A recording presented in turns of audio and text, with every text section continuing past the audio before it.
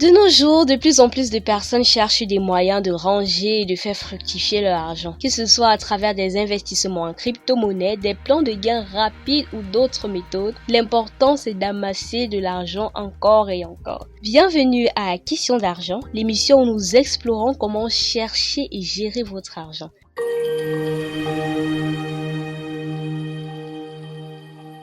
Je suis Yenga Christelle et aujourd'hui, nous allons aborder la question des systèmes Ponzi.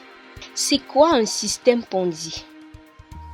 Le système Ponzi tire son nom de Charles Ponzi, c'est un homme d'affaires italien qui a mis en place dans les années 1920 un plan d'investissement qui semblait garantir des rendements extraordinaires en un temps record.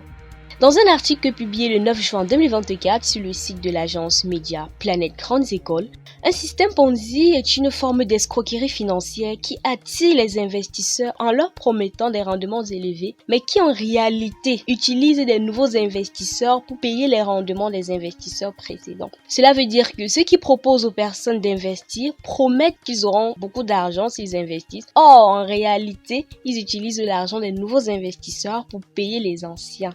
Généralement, dans ce système, les promoteurs promettent des profits exceptionnels, souvent irréalistes dans un court laps de temps. Il n'y a généralement aucune activité économique ou un investissement légitime générant des revenus. Les premiers investisseurs reçoivent des paiements pour créer une illusion de légitimité et attirer davantage des personnes. Aussi, la pérennité du système repose sur un flux constant de nouveaux investisseurs. Donc, lorsque les nouveaux investisseurs ne suffisent plus à payer les anciens investisseurs ou lorsque les retraits augmentent, le système, lui, il s'effondre.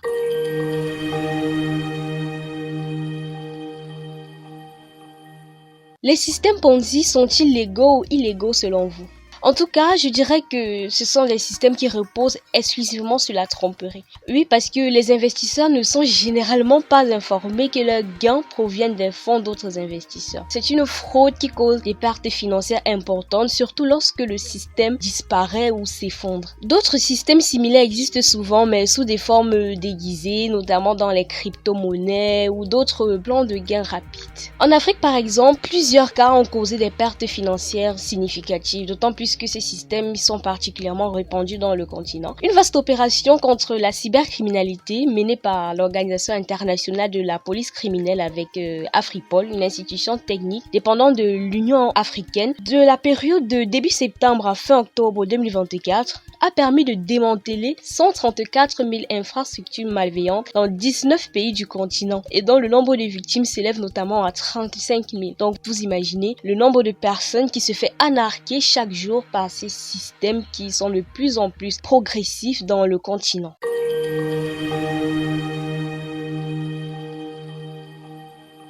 Alors, comment faire pour éviter les systèmes Ponzi? Méfiez-vous des rendements garantis qui semblent trop beaux pour être vrais. Ensuite, il faut toujours vérifier la légitimité de l'organisme ou du promoteur qui propose des services quelconques. Également, vous assurez que l'activité est régulée par les autorités financières compétentes. Ça vous éviterait de tomber dans des pièges et de vous retrouver ruiné à la fin. Il est également important de noter que plusieurs entreprises, plusieurs grandes infrastructures, plusieurs personnalités sont impliqués dans ce genre d'actions frauduleuses. Nous prenons l'exemple Madoff. Nous allons explorer l'un des plus grands systèmes Ponzi de l'histoire financière, l'affaire Madoff.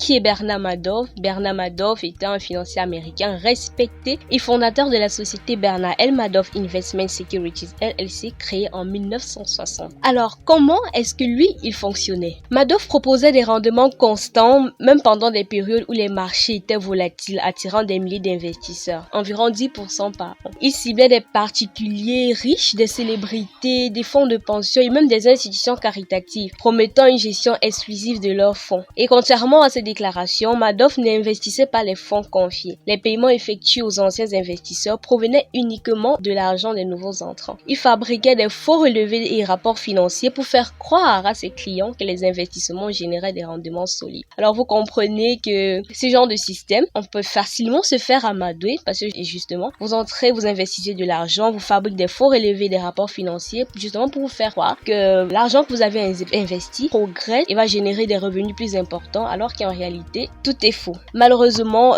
toute action frauduleuse prend fin. Et c'est ainsi qu'en 2008, lorsque la crise financière mondiale a provoqué une vague massive de demandes de retrait de la part des investisseurs, pour un total d'environ 7 milliards de dollars, Madoff était coincé et il n'avait pas les fonds pour répondre à cette demande. Et son système s'est finalement effondré. Conséquence, il a été condamné à 150 ans de prison pour fraude, blanchiment d'argent et faux témoignages en 2009. Il est décédé en prison en 2021.